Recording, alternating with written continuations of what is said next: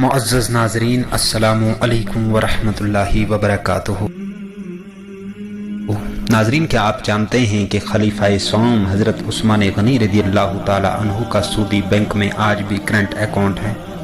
یہ جان کر آپ کو حیرت ہوگی۔ یہی آج ہماری اس ویڈیو کا موضوع ہے، اور آج ہم حضرت سیدنا عثمان غنی رضی اللہ تعالی عنہ کی شان اور خدمت دین کے بارے میں بتائیں۔ مگر اس سے پہلے اگر آپ ہمارے چینل پر نئے ہیں تو ویڈیو میں آگے بڑھنے سے پہلے ہمارے چینل داستان مسلم کو سبسکرائب کریں، جہاں آپ کو اسلامک ہسٹری پر مبنی ویڈیوز ملتی رہے۔ ناظرین، میں ہوں سید شبیر شاہ چشتی، تو پیش خدمت ہے سیدنا عثمان غنی رضی اللہ تعالی عنہ۔ حضرت عثمان غنی رضی اللہ تعالی عنہ اسلام کے تیسرے خلیفہ راشد۔ سیدنا عثمان غنی کا دل آویز تذکرہ آپ کی پیش خدمت ہے۔ حضرت عثمان بن عفان، جن کے علاوہ دنیا میں کوئی ایسا شخص نہیں ہوا جس کے نکاح میں کسی نبی کی دو بیٹیاں آئی۔ اعلان نبوت سے پہلے نبی کریم صلی اللہ علیہ وسلم نے اپنی بیٹی رقیہ کو ان کے نکاح میں دیا۔ بدر کے روز وہ فوت ہو گئی تو دوسری بیٹی ام کلثوم کو ان کے نکاح میں دیا گیا۔ ناظرین، آپ رضی اللہ تعالی عنہ پہل اسلام لانے والوں میں یعنی السابقون الاولون میں شامل ہیں، عشرہ مبشرہ میں سے ہیں۔ آپ کی مظلومانہ شہادت تاریخ اسلام کی پیشانی پر ایک داغ ہے جسے قیامت تک نہ مٹایا جا سکے گا۔ اسلام کا دامن شہادتوں سے مالا مال ہے۔ اعلان نبوت سے آج تک مسلمان اسلام کے لیے قربانی دیتے آئے ہیں۔ خود نبی پاک صلی اللہ علیہ وسلم کے دور میں بہت سی شہادت سے سرفراز ہوئے۔ ناظرین، اسی طرح عثمان غنی رضی اللہ تعالی عنہ کی شہادت ہوئی۔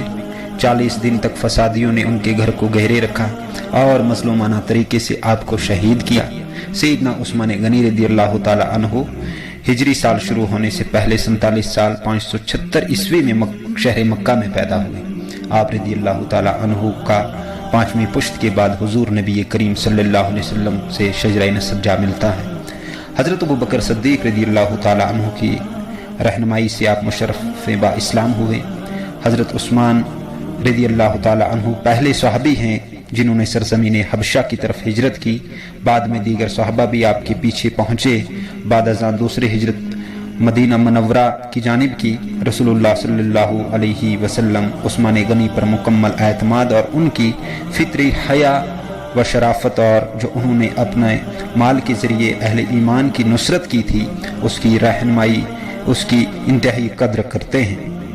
سن 23 ہجری 644 عیسوی میں عمر بن خطاب رضی اللہ تعالی عنہ کی شہادت کے بعد مشورے سے آپ کو خلافت کی ذمہ داری سونپی گئی، جسے انہوں نے 644 سے 656 تک انجام دی۔ ناظرین، حضرت عثمان غنی رضی اللہ تعالی عنہ کا زمانہ خلافت 12 سال کے عرصے پر محیط ہے، جس کے آخری 6 سالوں میں کچھ ناخوشگوار حادثات پیش آئے۔ سن 35 ہجری 18 ذی الحج بروز جمعہ 82 سال کی عمر میں ان کے گھر میں قرآن کریم کی تلاوت کے دوران سبائیوں نے انہیں شہید کر دیا اور مدینہ منورہ کے قبرستان جنت البقیع میں آپ رضی اللہ تعالی عنہ دفن ہوئے۔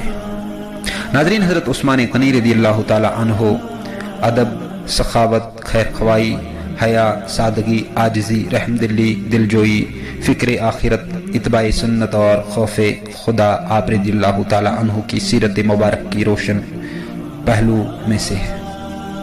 ناظرین، حضرت عثمان غنی رضی اللہ تعالی عنہ کے دور خلافت میں شام، افریقہ، جزیرہ قبرص، جزیرہ روڈس، قسطنطنیہ، آرمینیا، خراسان، تبرستان، کئی ایک مزید علاقے فتح ہوئے۔ ہجرت کے 13ویں سال جب مسلمان ہجرت کر کے مدینہ پہنچے تو وہاں پینے کے پانی کی شدید قلت تھی۔ مدینہ منورہ میں ایک یہودی کا کنواں تھا جو مسلمانوں کو پانی مہنگے داموں میں فروخت کرتا تھا۔ اس کنویں کا نام بیر روما تھا، یعنی روما کا کنواں تھا۔ وہاں ان حالات سے پریشان ہو کر مسلمانوں نے رسول کائنات صلی اللہ علیہ وسلم سے شکایت کی اور اپنی پریشانی سے آگاہ کیا۔ تو اللہ کے نبی صلی اللہ علیہ وسلم نے فرمایا، کون ہے جو یہ کنواں خرید لے اور مسلمانوں کے لیے وقف کر دے؟ ایسا کرنے والا اللہ تعالیٰ اسے جنت میں چشمہ عطا فرمائے گا۔ حضرت عثمان بن عفان رضی اللہ تعالی عنہ اس یہودی کے پاس گئے، کنواں خریدنے کی خواہش کا اظہار کیا۔ کنواں چونکہ منافع بخش آمدنی کا ذریعہ تھا، اس لیے یہودی نے اسے فروخت کرنے سے انکار کیا۔ حضرت عثمان بن عفان رضی اللہ تعالی عنہ نے یہ تدبیر کی کہ یہودی سے کہا، پورا کنواں نہ صحیح، آدھا کنواں مجھے فروخت کر دو، یعنی ایک دن کنویں کا پانی تمہارا ہوا اور دوسرے دن میرا ہوگا۔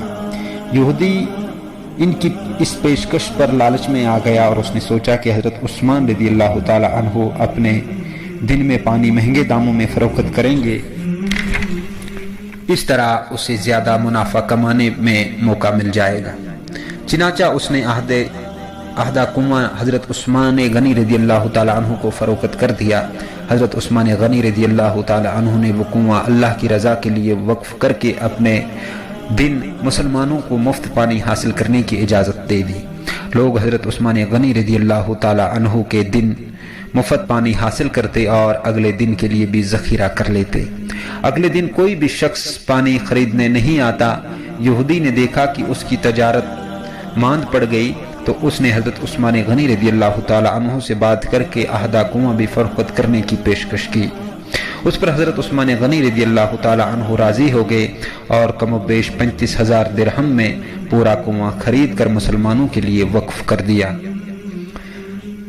اس دوران ایک مالدار شخص نے حضرت عثمان رضی اللہ تعالی عنہ کو کنواں 2 گنا قیمت پر خریدنے کی پیشکش کی کہ حضرت عثمان غنی رضی اللہ تعالی عنہ نے فرمایا، مجھے اس سے کہیں زیادہ کی پیشکش ہے۔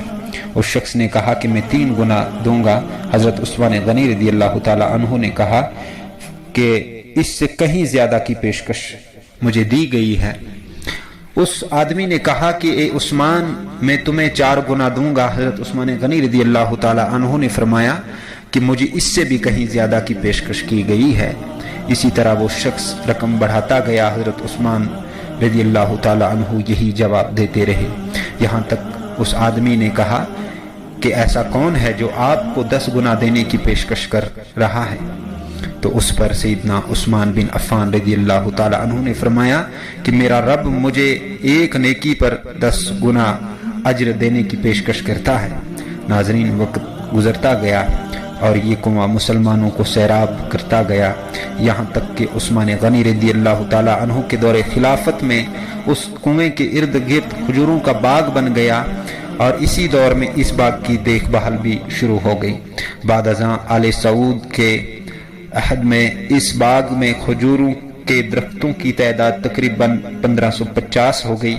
حکومت وقت نے اس باغ کے گرد 4 دیواری بنوائی اور یہ جگہ میونسپلٹی میں حضرت عثمان بن عفان رضی اللہ تعالی عنہ کے نام پر رجسٹرڈ کر دی گئی۔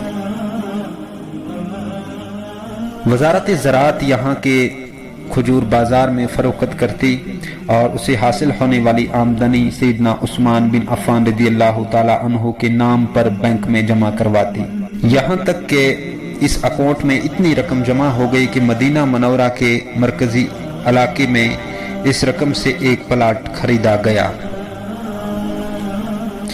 جس پر ایک ہوٹل عثمان بن عفان رضی اللہ تعالی عنہ کے نام سے ایک رہائشی ہوٹل تعمیر کیا گیا۔ اس رہائشی ہوٹل سے سالانہ 50 ملین ریال آمدنی متوقع ہے، جس کا آدھا حصہ غریبوں اور مسکینوں کی کفالت اور باقی حصہ حضرت عثمان بن عفان کے بینک اکاؤنٹ میں جمع کروایا جاتا ہے۔ حضرت عثمان غنی رضی اللہ تعالی عنہ کے اس عمل اور خلوص نیت کو اللہ رب العزت نے اپنی بارگاہ میں ایسے قبول کیا کہ اس میں اتنی برکت عطا فرمائی کہ قیامت تک ان کے لیے صدقہ جاریہ بنا دیا گیا۔ ناظرین، یہی وہ لوگ ہیں جن کی جانیں اور مال کے بدلے اللہ تعالیٰ نے اپنے جنتوں کے بدلے خرید لیا۔ یہی وہ لوگ ہیں جنہوں نے اللہ کے ساتھ تجارت کی اور رب العزت کو قرض دیا، اچھا قرض، اور اللہ تعالیٰ ان کے اس قرض کو 10 گنا بڑھا کر ان کو لوٹاتا ہے۔ اللہ تعالی ہم سب کا حامی و ناصر ہو۔